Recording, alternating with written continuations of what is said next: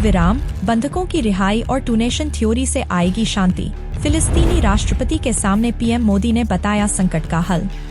प्रधानमंत्री नरेंद्र मोदी ने शनिवार को फिलिस्तीनी राष्ट्रपति महमूद अब्बास से न्यूयॉर्क में मुलाकात की।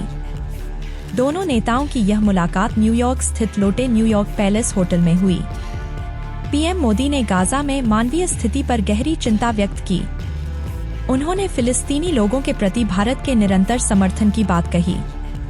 पीएम मोदी ने बताया कैसे आएगी शांति और स्थिरता।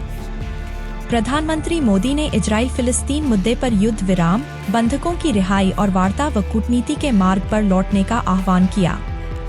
उन्होंने जोर देकर कहा कि केवल दो राष्ट्र समाधान ही क्षेत्र में स्थायी शांति और स्थिरता प्रदान कर सकता है। भारत फिलिस्तीन को मान्यता देने वाले पहले देशों में से एक था।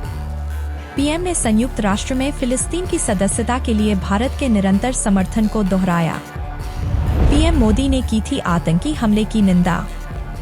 भारत लंबे समय से इजरायल फिलिस्तीन संघर्ष में दो राज्य समाधान पर विचार कर रहा है।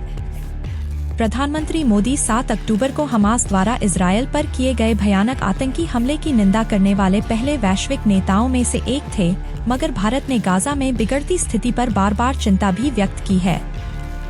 भारत ने मानवीय सहायता भी भेजी।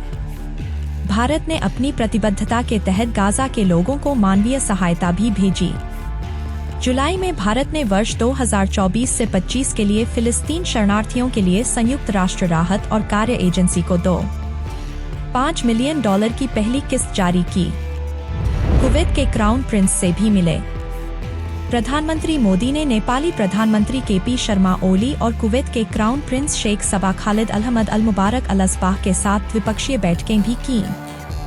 कुवैत के क्राउन प्रिंस के साथ प्रधानमंत्री मोदी ने भारत कुवैत द्विपक्षीय संबंधों की समीक्षा की और ऐतिहासिक संबंधों और लोगों के बीच मजबूत संपर्क को और मजबूत करने के तरीकों पर चर्चा की।